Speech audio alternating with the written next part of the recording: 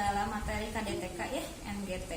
Nanti teman-teman bisa baca ya pengertian NGT dan lain-lain sampai dengan indikasi dan kontraindikasi. Di sini saya akan menjelaskan beberapa alat-alatnya ya. Pertama, ini ada perlak pengalas, lalu ada baki steril yang besar ya, yang isinya ada split 50 cc, ada klem, kasa, handscoon, tisu dan pinset ya. Lalu kedua di sini ada jelly ya atau aqua gel ya. Ini berfungsi untuk melicinkan nanti di area hidung ya. Selanjutnya ini ada plester, ada kom berisikan air. Nanti kita akan tes di selangnya apakah masuk ke saluran pernafasan atau pencernaan ya. Lalu ada bengkok, ada stetoskop. Di sini ada korenta, lalu ada gelas berisikan air ya, nutrisi, susu dan air putih, yang pasti air matang ya, bukan air mentah ya. Lalu selanjutnya di sini ada berbagai macam selang-selang NGT. Yang satu ini untuk anak kecil, ini nomornya nomor 12 ya. Biasanya untuk anak kecil itu kita pakai selang NGT nomor 3, untuk bayi 3, 5 dan 6. Tapi kalau untuk anak-anak yaitu toddler usia-usia TK itu biasa kita pakai ukuran 5 sampai dengan 8 ya. 8 FR.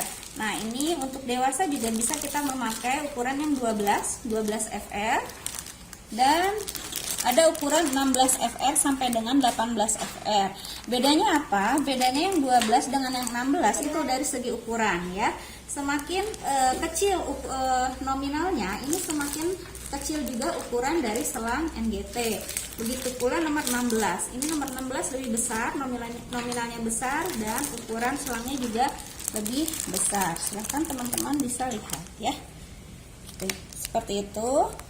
Oke. Oke, ini adalah alat-alat dan bahan untuk kita melaksanakan tindakan NGT. Assalamualaikum Pak, bagaimana Pak keadaannya? Sehat? Bapak, hari ini saya akan melakukan tindakan pemasangan NGT Bapak ya. NGT itu nasogastric tube, di mana Bapak akan dipasangkan selang lewat hidung, selanjutnya masuk ke dalam lambung atau ke saluran pencernaan Bapak ya. Dimana Bapak kontrak waktunya kurang lebih 15-20 menit, mudah-mudahan lancar semua Bapak ya. Bapak gimana bersedia Pak? Ya. Oke, baik Pak, selanjutnya saya akan menyiapkan alat lebih dahulu Pak ya. Hari ini kita akan melakukan tindakan kepada pasien.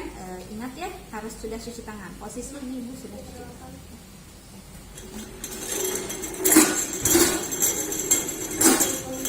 Pertama kita siapkan dulu alat-alat yang non steril. Pertama yang non steril ini adalah aqua gel. Aqua gel itu tidak boleh bersentuhan ya.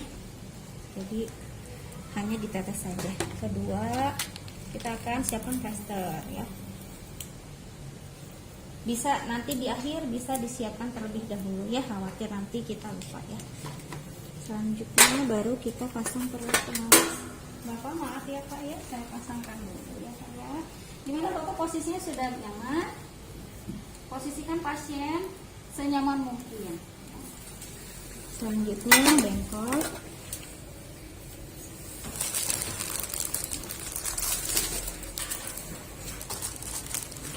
Itu kita siapkan dulu NGT. Saya pakai, Ibu pakai NGT-nya yang nomor 12 ya. Cara bukanya seperti ini karena di dalam kemasan sudah steril.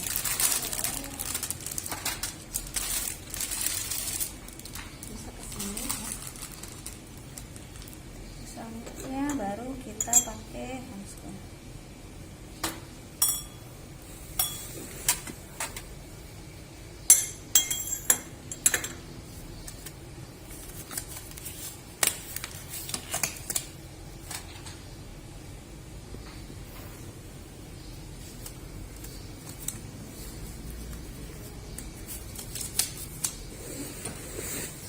Kita bersihkan dulu hidungnya ya teman-teman. Nah, dengan cara menggulung bagian tisu ya.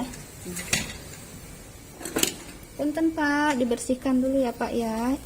Nah, ingat handscoon-nya ini tidak boleh kita mengena ke hidung pasien karena posisi sudah steril. Nah, setelah dibersihkan, baru kita ambil. Boleh memakai handscoon karena posisi masih steril.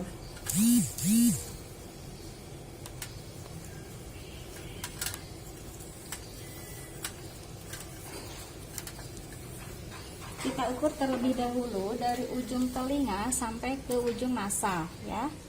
Dari pinna ke nasal. Selanjutnya kita ukur sampai bagian lambung atau epigastrium. Lalu teman-teman lihat di sini ada nomor ya.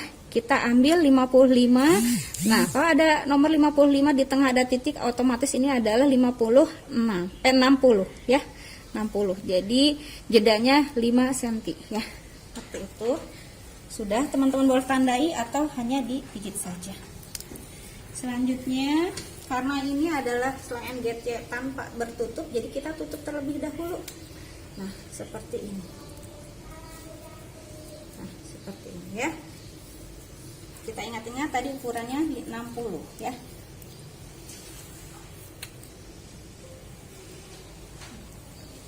Kita jaga kesterilisasiannya ya, karena ini semua tindakan steril ya. Selanjutnya baru kita pasangkan. Bapak punten ya Pak ya, silahkan ditelan ya Pak.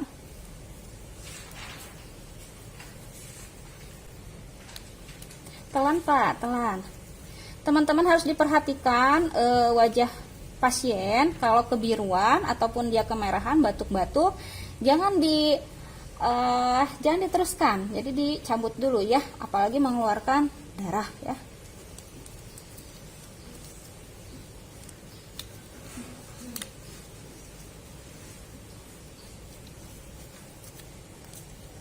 Telan Pak, telan. Telan.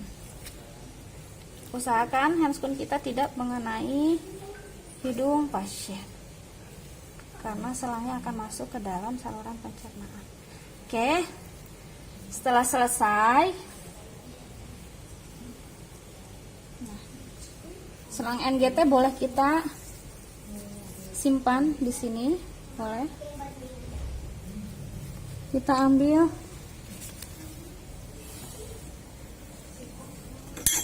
karena sudah on, boleh ambil squid ya. Diambil dulu udaranya sebanyak 20 cc. Jadi jangan dulu difiksasi ya teman-teman. Selanjutnya kita tes. Letakkan stetoskop di epigastrium pasien, yaitu sebelah kiri. Tangan sebelahnya kita bukakan dulu. Nah, sebelum membuka jangan langsung dibuka begitu, harus dilipat terlebih dahulu ya. Karena khawatir udara masuk ke dalam selang. Ketika ada udara masuk ke dalam selang, ini nanti dikhawatirkan pasien akan kembung. Setelah begini baru dilepas. Selanjutnya kasih aba-aba. Kita kreasi udara berbarengan, tidak pelan-pelan tapi harus cepat. Ketika ada bunyi bluk, artinya selang sudah masuk ke dalam lambung. Selanjutnya kita klem kembali ya. Nah, ada teknik kedua untuk mengecek apakah selang masuk ke dalam sistem pernafasan atau pencernaan, yaitu dengan air.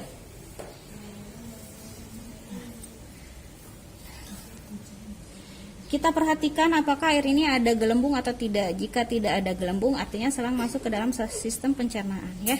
Kalau ada gelembung berarti salah masuk, masuknya ke sistem pernafasan. Oke. Sudah tidak ada, kita klem kembali, dilipat.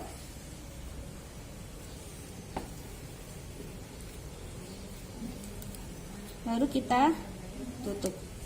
Nah, setelah selesai kita tes, baru difiksasi ya.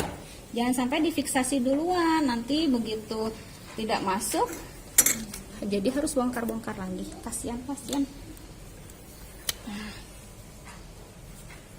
kita pakai teknik kupu-kupu.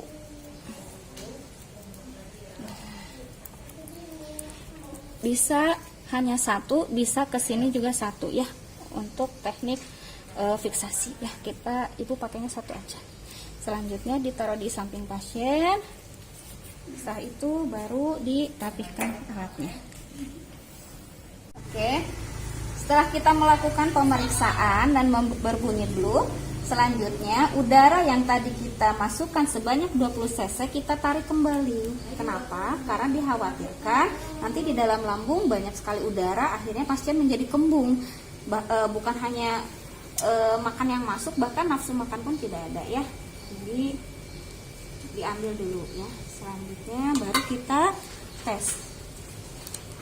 Ingat teman-teman, harus selalu mengklaimnya, tidak boleh tidak dilipat, jadi harus diklaim begini, diklaim sendiri aja ya. Selanjutnya kita tes ke dalam air, lalu klaiman dibuka. Setelah klaiman dibuka, lihat reaksi air, apakah ada gelembung atau tidak. Kalau ada gelembung, artinya masuk ke dalam saluran pernafasan. Ketika tidak ada gelembung, berarti pas masuk ke dalam lambung atau saluran pencernaan. Kita klaim kembali. Selanjutnya kita pasangkan tisu ya. Boleh teman-teman disimpan di samping pasien ya. Selanjutnya baru kita fiksasi.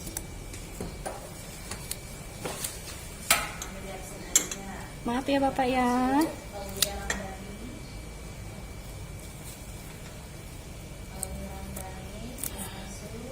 Kita pakai sistem kupu-kupu. Ini sudah terfiksasi. Oke, hari ini kita akan langsung memberikan nutrisi. Nutrisinya apa aja? Pertama yaitu ada air putih ya, air matang. Lalu kedua ada susu ya, biasanya susu cair yang diberikan pada pasien ketika terpasang MGT ya. Nah, ketika instruksi dari dokter, misalkan berikanlah 200 cc nutrisi. Nah, sedangkan kita memakai spuit yang 50 cc, artinya di sini ada 4 kali pemberian, ya seperti itu. Pertama kita isi dengan air putih terlebih dahulu, air hangat. Kedua baru susu. Ketiga kita bilas dengan air putih hangat kembali, ya. Agar apa? Agar selang MGT itu tidak basi, jadi kotoran tidak nempel bekas susu tadi. Ketika kita bilas itu sudah bersih ya, seperti itu. Baik, saya akan praktekkan sebentar ya. Bapak maaf ya, sekarang kita berikan dulu susu ya Pak ya. Bentar ya Pak ya. Nah, tetap terklaim ya, jadi jangan dulu dibuka. Selanjutnya kita ambil spuit 50 cc. Kita ambil contoh instruksi dokter sebanyak 200 cc ya. Nah, untuk menetralisirkan asam lambung kita pakai air putih hangat dulu ya. Mangga terserah mau 20 cc atau 30 cc, yang pasti hitungan akhir harus 200 cc ya. Seperti ini, baru klemannya dibuka ya, dibuka. Contoh ini sudah dibuka ya. Oke, kita klem lagi. Oke. Selanjutnya setelah kita memberikan air hangat, baru kita susu. Nah, kita penuhkan. Kebetulan air susunya nggak ada, jadi pakai aja ya. Seolah-olah ini adalah air susu. Sebanyak 50 ml. Setelah 50 ml, baru kita pakai gaya gravitasi. Jangan dipaksa pakai pumpnya ya, jadi gaya gravitasi saja sehingga air akan mengalir ya. Lakukan hal demikian sampai dengan jumlahnya 200 cc ya. Jangan lupa kita bilas kembali. Takaran untuk membilas boleh 20 cc ataupun 30 cc. Yang pasti dari awal sampai akhir itu jumlahnya 200 cc ya. Seperti itu contohnya. Ibu tidak akan langsung ke pentem ya, khawatir nanti airnya tidak akan keluar. Jadi ibu buang kembali. Tapi teman-teman ketika pakai itu wajib airnya masuk ya, seperti itu.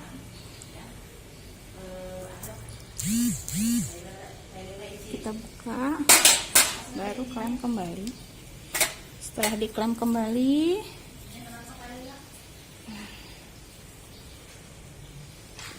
ya silakan. Bapak, pemberian nutrisinya sudah selesai ya Pak ya. Punten ya Pak, saya bereskan dulu ya Pak ya perlat pengawasnya ya Pak ya.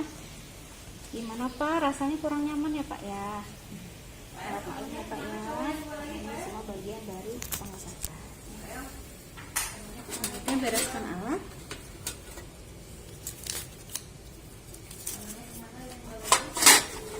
kita tutup. Bapak, tindakannya sudah selesai ya Pak ya. Nanti kalau Bapak butuh bantuan, Bapak bisa panggil perawat di kantor perawat dengan menggunakan ditekan bel ya Pak ya. Kalau nanti keluarga tidak ada yang menunggu ya Pak ya. Oke, kalau tidak ada yang perlu dibantu lagi, saya akan kembali ke ruang perawat. Bapak boleh minta bantuan lewat bel ya Pak ya. Ya, mari Pak.